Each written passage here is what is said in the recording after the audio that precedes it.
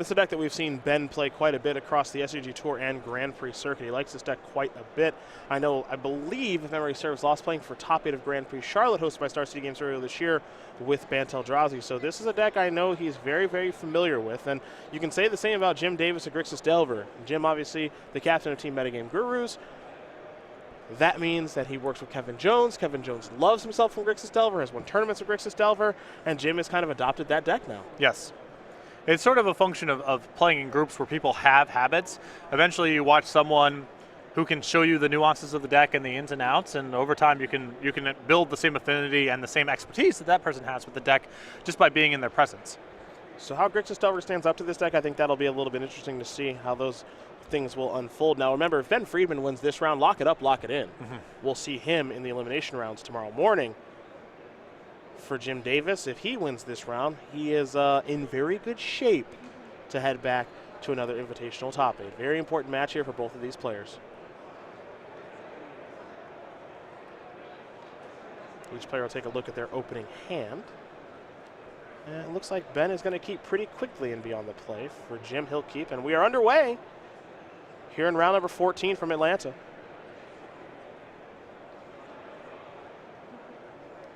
Ben will start with a Windswept Heath, and there's a Noble Hierarch. We'll see what land he wants to grab here. He will go with just a basic forest. Over to Jim Davis we will go. Jim will take a draw. Watery Grave is what he's picked up, and we'll see if he maybe wants to fire off a Lightning Bolt with the old Hierarch. Looks like a nice hand of some removal spells, bolts, and a Terminate, and some cantrips with some lands. Scalding Tarn, Lightning Bolt, land being searched for. Likely to be a Steam Vents, but it could be a Blood Crypt. He'll go with the blue-red Ravnica dual land. Now it's a Breeding Pool here, and another Noble Hierarch for Ben Friedman. Interesting, as though this sort of represents all the makings of an Infect opening.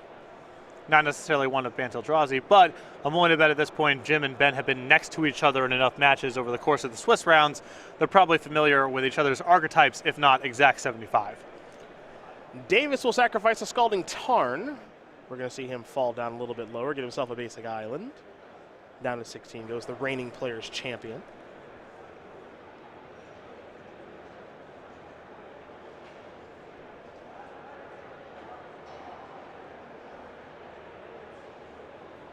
And now another Lightning Bolt. And now Delver's Secrets. Good start here from Jim. Keep pace so far. Looks like Freeman's hand pretty land heavy. Does appear to be that way, as there's a Windswept Heath. Here is a Talisman. And we're going to head back over to Jim Davis here in just a moment. Jim will take a look at the top card for Delver's Secrets. It will not transform. Just be a 1/1 right now as he's picked up a copy of Tasigur. In for one, it comes Davis with the Delver. We'll see how he wants to follow up here.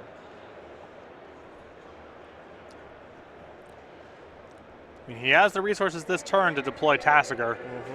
Serum Visions is net even on mana if you're just delving away the spell anyway.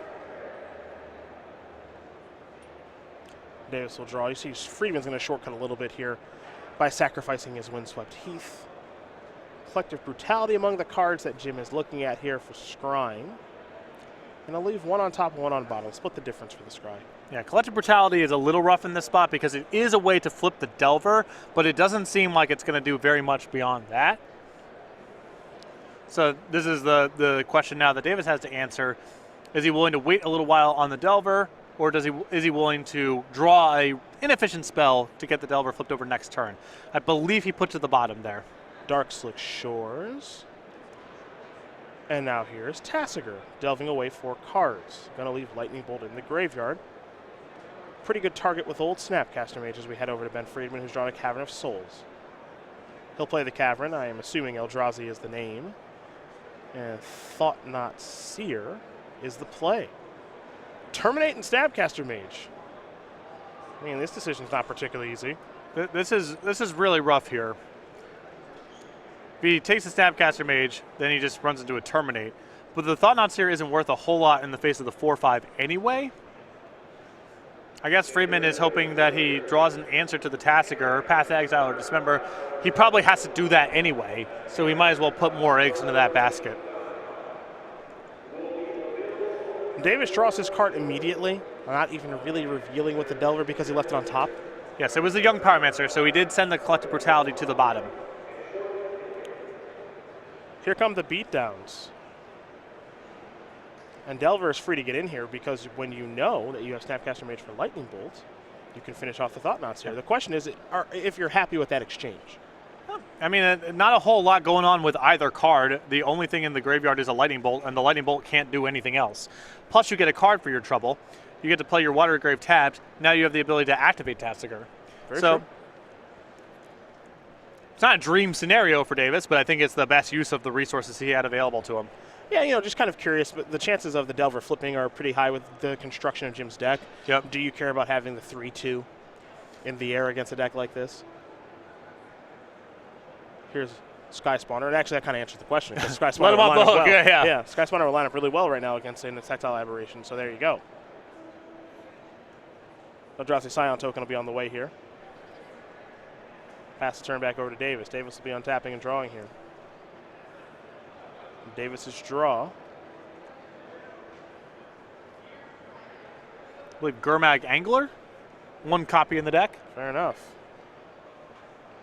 It's a big fishy.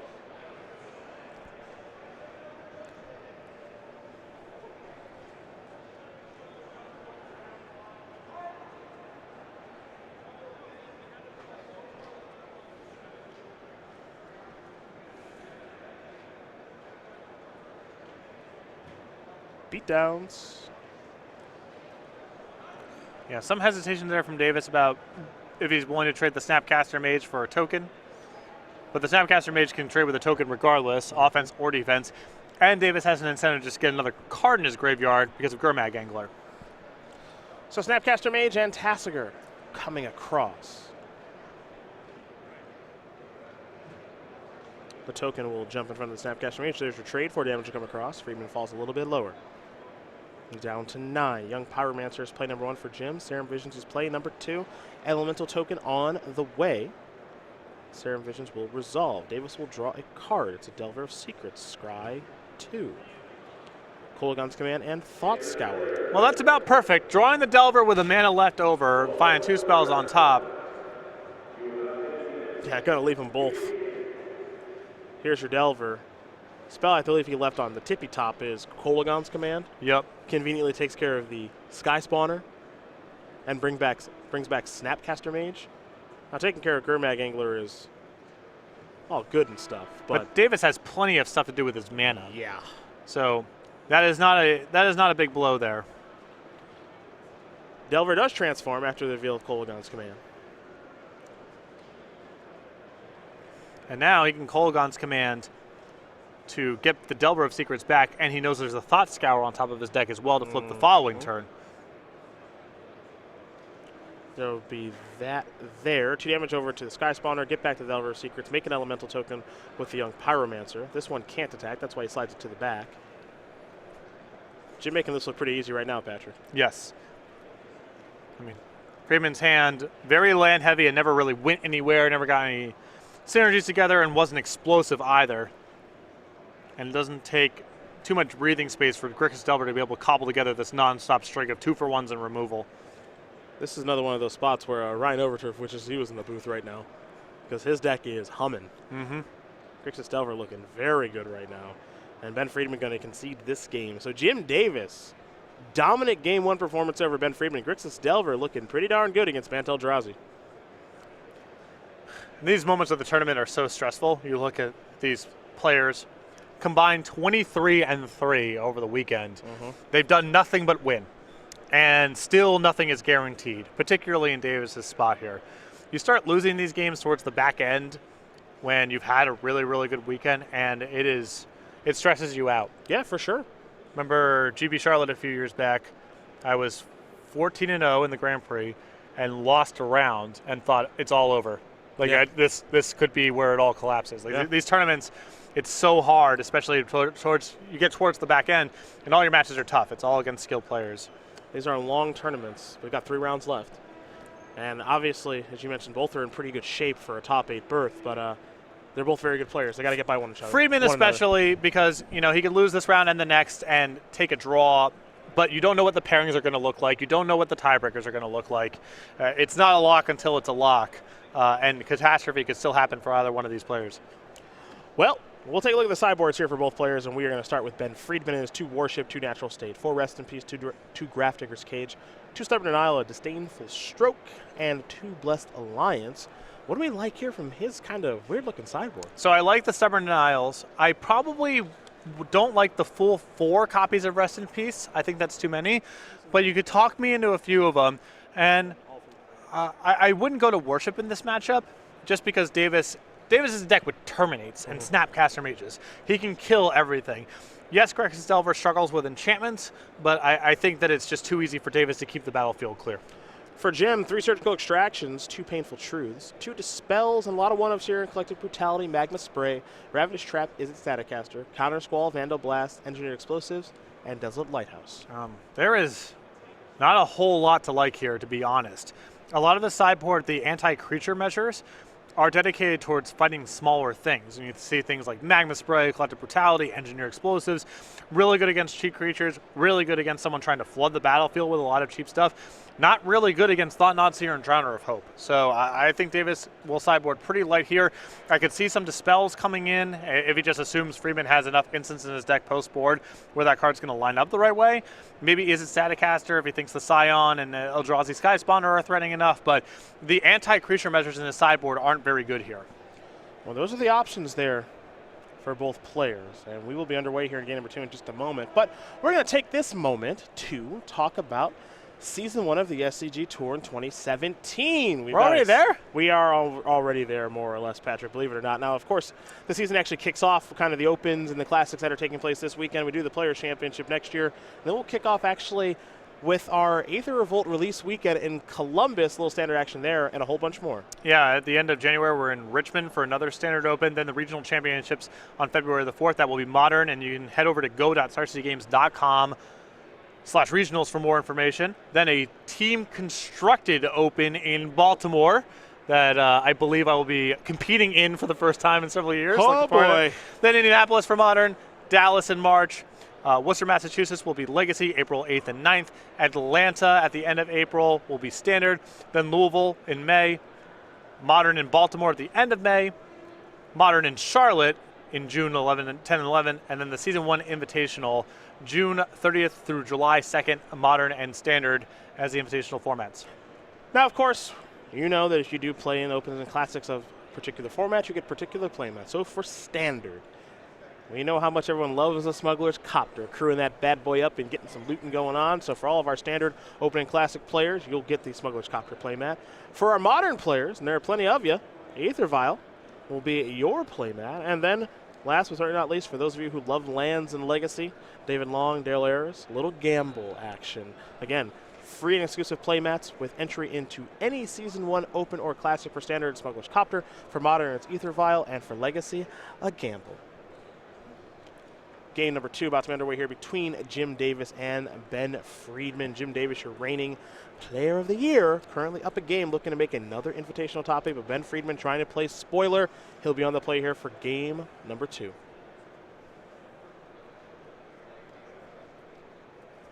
Looks like he will keep.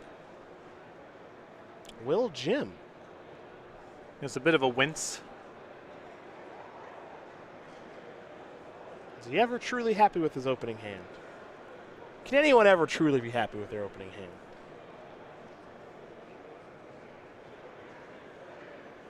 A long look now here for Jim.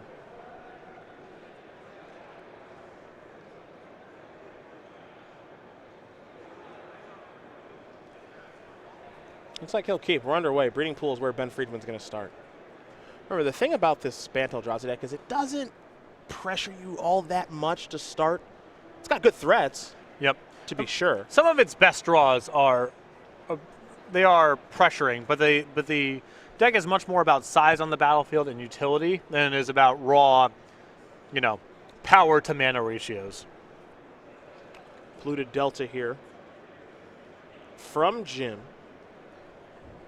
Let's see what he's going to search up.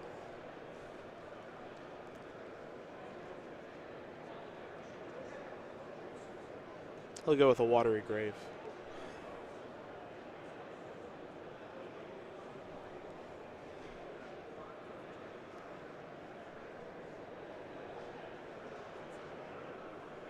We're going to go back over to Davis now. He'll draw. Snapcaster Mage is what he's picked up. This looks like it might be a Serum Visions, and it is. Draw a card, Young Pyromancer. Now scry 2. Steam Vents and Mountain are headed to the bottom very quickly for Davis. Spire Bluff Canal in hand. Looks like that'll be the land. Pass that turn back over to Friedman. Friedman will draw a card. Picked up a Talisman. I think Davis was contemplating his opening hand there because it was quite heavy on mana, but smoothed out there. Nice to find the Snapcaster Mage off the Serum Vision. Nice to put 2 lands on the bottom as well.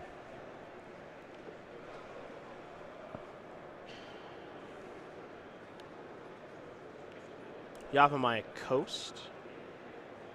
And Eldrazi Sky Spawner. Of course, Cavernous Souls on Eldrazi as the Eldrazi Scion joins the 2-1 flyer. And we'll head back over to Jim Davis. He will untap that Watery Grave. Remember, he scry 2 to the bottom, so the draw is a mystery. That's a polluted Delta.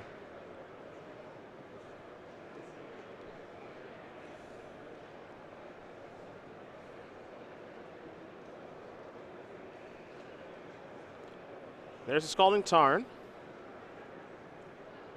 Basic Mountain here for Davis.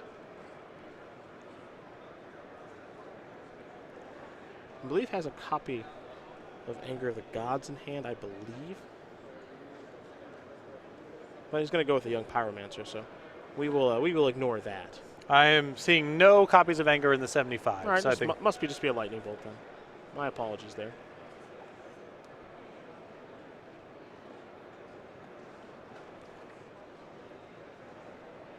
For Friedman, 2-1 flyer and Eldrazi Sky Spawner, a 1-1 Eldrazi Scion that the Sky Spawner brought along.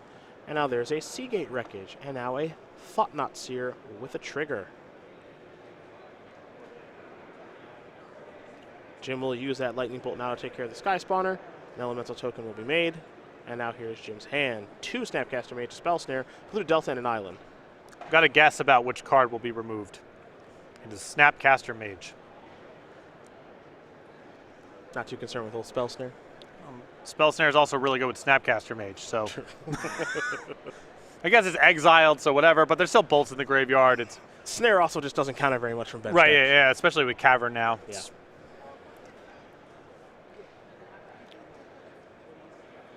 We head back Davis's way. Kolagon's Command's a pretty nice draw.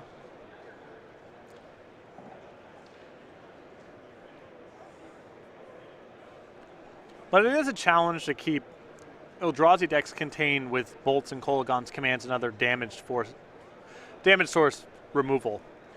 The creatures are just too big. It's part of the appeal of playing the deck. Here's an attack for 1.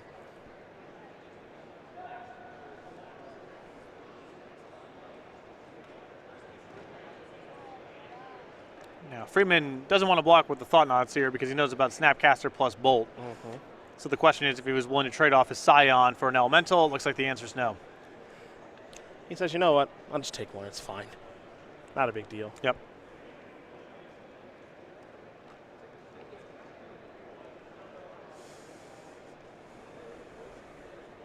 Three mana here. There is Snapcaster Mage. Might be Serum Vision's time. Yep. Yeah, needs a little bit of help, does Davis. He'll draw a card, now scry 2. Another Lightning Bolt on top and a Terminate. I believe the Terminate's a no-brainer to leave there. The only question is if he wants the Bolt as well. The card he drew off the Serum Visions was a Thought Scour. And now Davis will pass the turn back over to Friedman, who will draw. 4 mana again for another Thought-Knot Seer. Fortunately for Davis, the Terminate is on top of his deck. Mm-hmm. Kolagon's Command, Spell Snare, Thought Scour, Polluted Delta. Kolagon's command seems much more impactful. Doesn't necessarily line up against anything very well here, but even just discard a card and get either Young Pyromancer or Snapcaster Mage back down the road seems more important than a cantrip. You know, there's also the fact, too, that Davis does have a Snapcaster Mage on the battlefield. There could be some blocking with that and then get it back. And Yep. Start the loop-de-loop.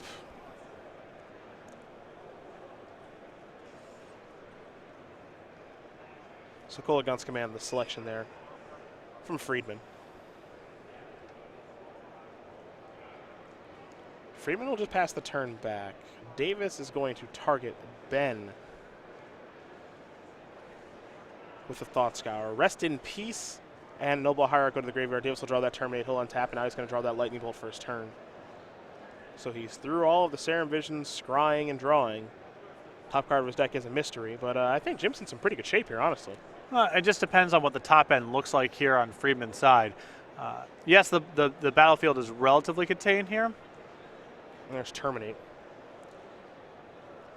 And I guess Davis is going to be gassing back up as he terminates and bolts away these Thought-Knot Seers as well. Mm-hmm. Picked up a Steam Vents there. The thing is, Jim is just free to attack with these 1/1 elemental tokens, and heck, even Snapcaster Mage too, because Lightning Bolt is going to allow him to finish off Thought-Knot Seer and draw a card. Yep. So I love this attack. Friedman going to block Snapcaster Mage. He'll take 3, fall down to 16. We'll see a Lightning Bolt here in just a moment. No elemental token be on the way, so long as Jim doesn't forget the trigger. The player's champion does not. It's goodbye Thought-Knots here. Davis will draw a card. Picked up a Swamp. Bad news for Jim, starting to flood a little bit. Mm-hmm. And this is something where, you know, Drowner of Hope could potentially be a stabilizing card in this game. Pluto Delta and pass the turn back over to Ben Friedman. Friedman has found a Reality Smasher, has a Dismember. That Talisman of Progress has been in hand for a long time. You mentioned Drowner of Hope, that's over there too. He thrown an Eldrazi Displacer that sits in Ben's hand, and he's got a lot of options here. It's just interesting to see how he wants to actually go through the turns. He's going to start with Dismember on Young Pyromancer at the cost of 4 life.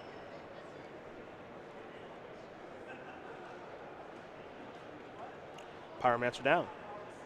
Displacer in. And Davis will sacrifice Blue to Delta. So, as the board currently looks, Davis does not make a lot of headway by attacking with everything. So things are stable for the time being until Davis can find another threat or removal spell for the Displacer. And we know Friedman's hand is rolled up with a lot of other threats. Reality Smasher, Drowner of Hope, a little short on mana to be able to do it. But Davis with nothing in hand of note. So I think Friedman on his way to stabilizing this game. Davis will draw. Serum Visions could be nice. He'll start there, draw a card. Didn't get a great look, but we'll see his Scry. Thought Scour and Delver. Looks like he drew a land off the Serum Visions.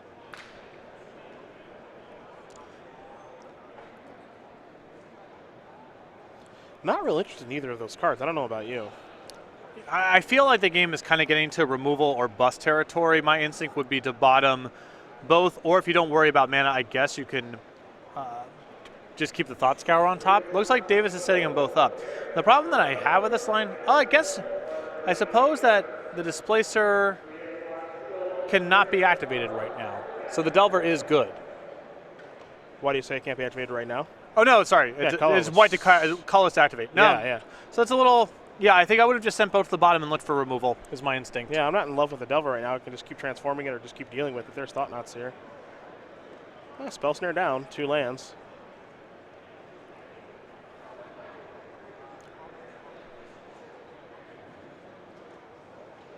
Oh, there's Delver, pass.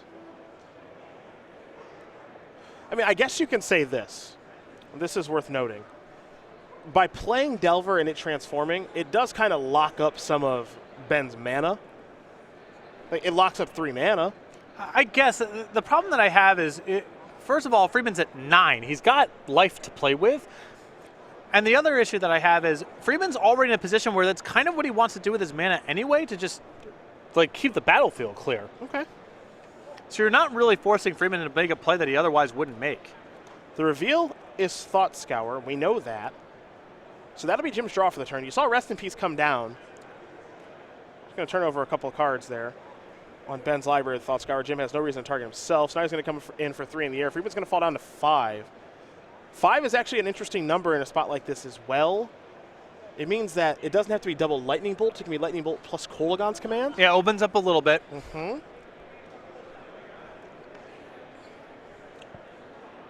Jim will play a Swamp past the turn out.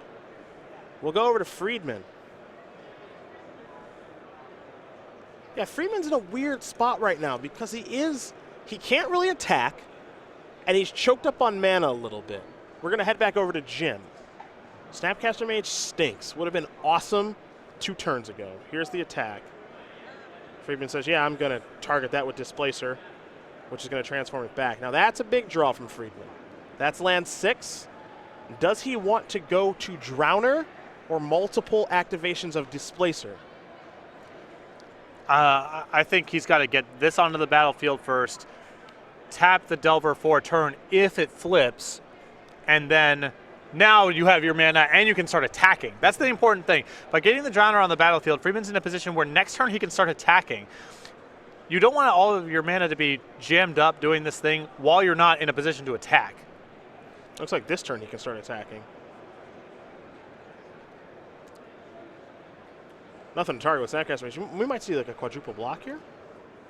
Sure, I mean, these creatures on the ground are worth almost nothing now, and he gets to draw a card off the Thought-Knot Seer. This is allowed. I need to burn you out. Right. That's what that's what I see here. Trigger. Electrolyze counts. Okay. That's a step in the right direction here for Jim.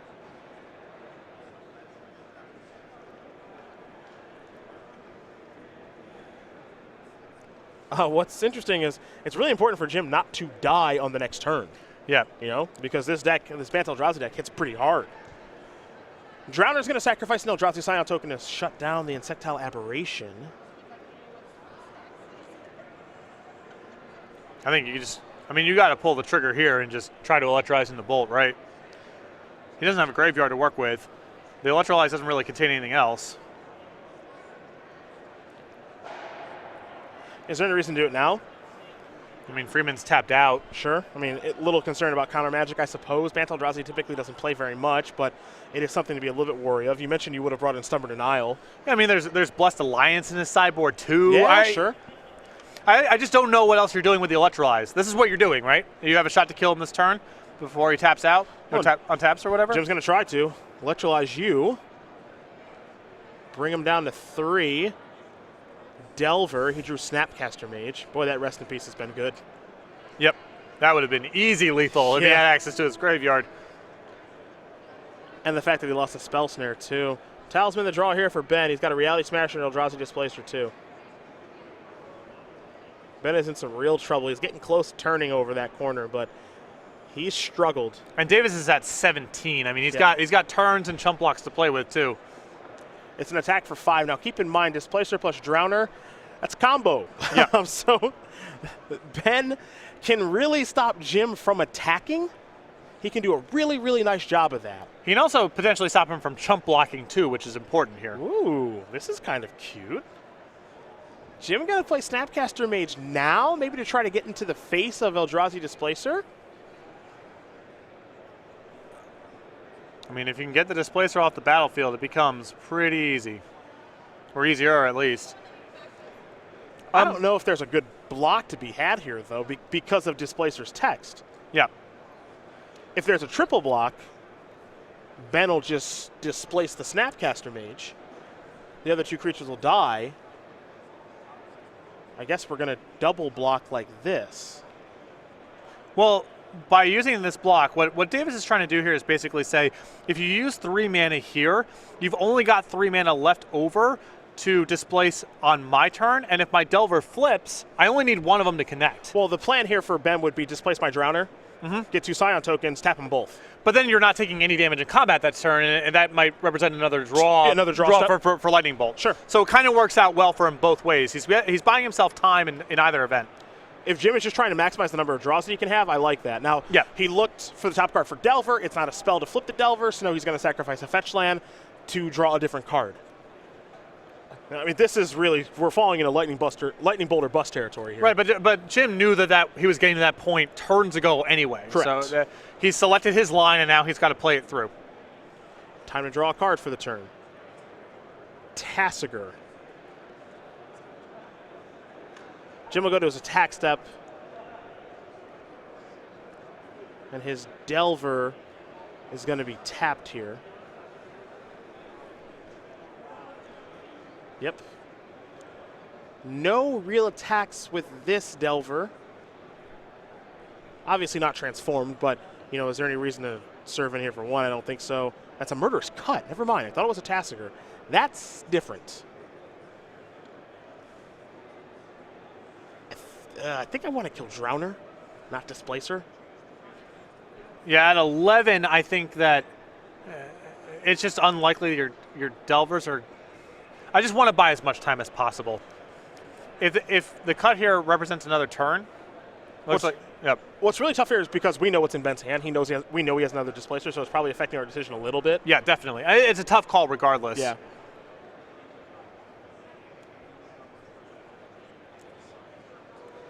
But Friedman's also just got so many cards in his hand and has been missing land drops. So I would err on the side of wanting time over wanting to get the utility off the battlefield. Smasher. In with. This is an attack for exactly 11. Yep, this is lethal. Yeah, okay, fair enough. Ben Friedman's going to win game number 2 here over Jim Davis. These two getting ready for what's probably going to be a pretty darn good game number 3. That was a really interesting call there from Davis. And I don't know, it's either one end of the spectrum or the other when he kept the Delver on top there with his Serum Visions. Either one side of it is he thought he could win a straight-up game and that his Delver would be good. That's not where I was at the time. The other option is he thought things were getting so dire that he was willing to keep Lava Spike on top of his deck, which is essentially what the Delver amounted to, a Lava Spike plus it required mana and finagling out of Friedman. Mm-hmm. And Davis might have been saying he's low enough, 3 damage is better than my average draw, it could tie up his mana, and that's where I'm at. My instinct there was just ship both to the bottom and try to find removal spells, but Davis might have felt things are getting so dire that even if I kill the Displacer, he's got 4 or 5 cards in his hand, he's been missing land drops, I'm not going to be able to beat the leftovers anyway. Yeah, I mean, as you said, Jim kind of selected his line and it took him where it took him.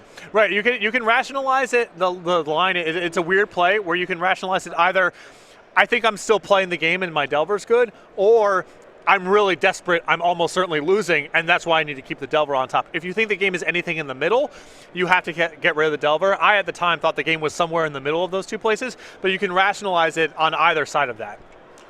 Any changes here, as we've already gone over the sideboard a couple of times? I think, I don't know. The spell snare that Davis had that game was really bad. It's possible he respects Rest in Peace so much that he feels like his hands are tied, he has to leave it in, but it may be worth looking at the sideboard there and seeing if there's any way to cut it. The problem was, and I mentioned this before we got to game 2, Davis's sideboard doesn't offer a whole lot to begin with. All of his anti-creature stuff is about containing smaller creatures, not 4/4s and 5/5s. So even if Spell Snare is not really good, the opportunity to hit Rest in Peace is better than any other option that he has. Well, we're going to play game number 3 here in just a moment. Jim Davis will be on the play. These players shuffling up and getting ready for that game. So very quickly, we're going to talk about our Commander versus Play mats. Now, we had Commander 2016 edition come out a little bit ago, and you can get some Commander versus Playmats with that, which you see Stephen Green, Jonathan Suarez, Jeremy Knoll, and Justin Parnell play with in the Commander versus videos. Very popular series. We want to thank everyone at home who does watch, and you can order today at go.starcitygames.com/Commander 2016, green, gold, blue, and red. So get ready here for game number 3. Players taking a look at their opening hands. Looks like Davis already taking a mulligan, so we'll take a moment here to learn a little bit more about the player's champion, who is really excited, and I would be too, about trying to defend the title. Well, it's funny the arc that Davis has had, because I know towards the back end of 2015, he was considering hanging it up, and it was time to move on to other things, but won the Players' Championship, then reinvigorated, found the team. He's had a great year. His teammates have had a great year. A former teammate of his has now landed a job at WotC R&D. Yeah, Peter Ingram. In part because of the visibility he accrued on the SCG Tour as well. So Davis went from 1 foot out the door to all in, and he's really been rewarded in 2016. And like you said, I believe he cannot wait for 2 weeks to get an opportunity to defend that title. Yeah, the career arc, as you mentioned, has been such an interesting one. You know, he qualified for the first Players' Championship, really bad tournament. Yeah. He would even admit it. Really bad tournament. Didn't like his deck selection. That tournament is very unforgiving. You know, it's a very small field of 16 players. You've got to be spot on with your play and your deck selection and your read of the metagame. Just did not have a good go of it at all. One of the first 4 players eliminated. Came back. Beautiful metagaming. Yep. Absolutely beautiful metagaming. Very, very good play. Had to get through Brad Nelson, Todd Anderson, Tom Ross, and some of the SCG Tour's very, very best to win that title, and he wants to prove it and do it again in just about 2 weeks. And it's interesting, you know, you're used to being the big fish, you know, and you go to a tournament like the Players' Championship, and someone's got to be the weakest player in the room. Someone's got to be in the bottom 4, and even among players who are very good. And so you have an event like that where you get it handed to you for the first time in probably a really long time, and you got to figure out, am I done with this, or am I going to redouble my efforts? And Davis chose the latter, and he's been really rewarded over the last 2 years for that call. Eldrazi Temple, Breeding Pool, Noble Hierarch is how Ben Friedman's going to start off this game. Lightning Bolt, Darkslick Shores, and a Spire Bluff Canal is how Jim is going to start his. However, Jim did have to mulligan to 5 this game, and he's not off to a great start. For Ben Friedman, he kept 7. You see he's got a 3rd land here in Brushland. Now he'll play a Rest in Peace to take care of the graveyards, assuming it resolves. And it does not. Spell Snare will take care of that. And that's a big win there for Davis. That Spell Snare really doesn't do a whole lot in the matchup besides counter Rest in Peace, which is a great card to counter. He had the right card at the right time. Reality Smasher through a Cavern of Souls is going to work pretty darn good. Jim did have a Mana Leak lined up, but Cavern of Souls is going to shut that down. Jim might be able to backdoor into a Murderous Cut, so he will start by playing a Thought Scour targeting himself. Draw a card. It is a Mountain. But Murderous Cut on Reality Smasher on 5 cards is a tough way to do it. Yeah, it kind is. of a win-win there for Friedman. Tassiger the draw. Davis also has a copy of Gurmag Angler in hand right now. Yep, one in the list, but it's not a bad spot for Gurmag Angler. Trade straight up. He will go towards the Angler.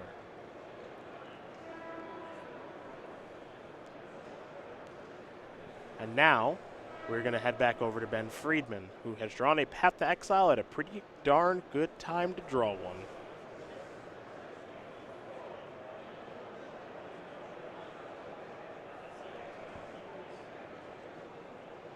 Rest in Peace under consideration here from Friedman. You take a look at his hand, it feels like he has all the pieces as he plays Rest in Peace. You can tell Friedman putting a really high priority on getting this card on the battlefield. We might not even see him attack this turn. We don't. He does not want to make this exchange. He's only got 1 white source of mana in Brushland, but he wants to say, I'm Rest in Peace now, and then I will Path to Exile next turn and keep the beatdowns coming. Playing Rest in Peace and no attacks is also a pretty loud indicator that he has Path to Exile in hand.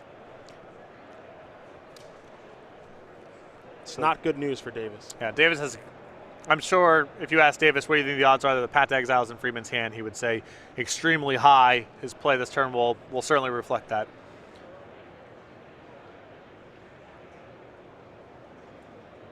Well, I can appreciate that. Can't block with it, it's going to die, Yeah. so might as well attack. If you're assuming that Gurmag Angler is going to die, let's get offensive, get 5 points of damage in. Friedman will draw, picked up a copy of Eldrazi Displacer. Again, this little bottleneck of white mana is interesting. Now Cavern of Souls can't provide the white for the Displacer, so 2 spells in 1 turn can certainly be a thing here. Yeah, Friedman is a little jammed up, and it's interesting both games. It's not like he's been missing land drops necessarily. Just he's playing with 5 and 6 mana spells. He has a activated power that costs 3, and there's only so much mana to go around. All right, we're going to have a Displacer here in just a sec. Yep. It's through the Cavern, so Mana Leak's not an option. If this Delver flips, we got an interesting game here. Yep. It flips. Jim's on 5 cards, but he can cast his 5 cards. Yes, he can. Friedman is jammed up here. You can see multiple drowners. I mean, if he gets to an untapped mana and gets those drowners to play, things become a lot easier. If he gets the Mana Leak Path, it's a pretty big deal. Yeah. Remember, Path is going to cost Friedman a life, too. Every point might add up here. Might add up for Jim, too. He's thinking about playing Ataxian Probe for alternate mana. A point gets him to 12, and he's potentially getting hit in multiples of 3. But it all matters. Here's Gataxian Probe. He's going to fall down to 8. Path to Exile on Gurmag Angler. The problem here is that Davis is just so likely to die from the attacks plus displacer activations. It's hard to avoid that. I mean, if you're Jim, you got to run pretty good. So I like leaking this and, hope you draw a bolt. One of the big problems here is that one of the best cards for the spot under normal conditions would be Murderous Cut. That's a way for him to actually pull ahead, and that's not an option with Rest in Peace resolving. Island the draw. Jim is going to come across here for 8. It's the same deal as before. He knows he can't block. Yeah, but he leaves himself dead on the strike back. Yeah, that's going to do it. He was hoping maybe he would block it because you mentioned he can't block. He can't block. It's his only shot. Yep. Ben Friedman going to win this match here over Jim Davis. 2-1. Bantel Drazi will take care of Grixis Delver. And for Ben Friedman, lock it up, lock it in. He is in the Invitational top 8. Congratulations to Ben Friedman, our first player to be locked for the top 8. And for Jim, again, it's what I spoke of before. You spend an entire weekend just winning matches. And it's so hard to top 8 these things. Competition's good. You've got 8 players and getting the slots over 400 some odd people competing in the main event, and even at X and 2 you pick up a loss, and then suddenly you're looking to having to win out the last 2 rounds potentially.